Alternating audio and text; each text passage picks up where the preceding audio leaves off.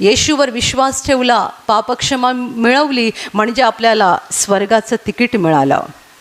आता हे तिकीट मिळाल्यानंतर तिथे जाईपर्यंत विश्वासाचा प्रवास करत राहायचा असतो. आणि म्हणून बायबलमध्ये वारंवार धीर म्हटलेलं आहे. धीर धरा आणि वचनाप्रमाणे चालत राहा.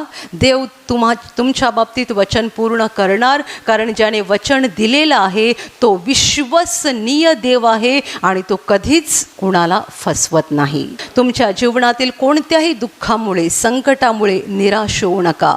देव तुमच्यावर व्यक्तिगतरित्या प्रेम करतो.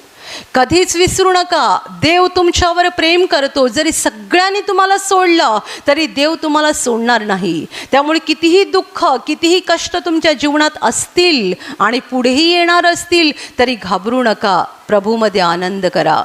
काही लोक एक जीवन म्हणजे ओझं असल्यासारखं जगतात, तसे जगू नका. नेहमी चिंतेत, नेहमी काळजीत, हे कसं होईल, ते कसं होईल, हे कसं होणार, ते कसं होणार, या सगळ्या काळजी करणं, ही सगळी दगदग करणं बंद करा. आपली खरी काळजी देवाला आहे. बायबल म्हणतं तुमची सगळी चिंता त्याच्यावर टाका, कारण तो तुमची काळजी घेतो.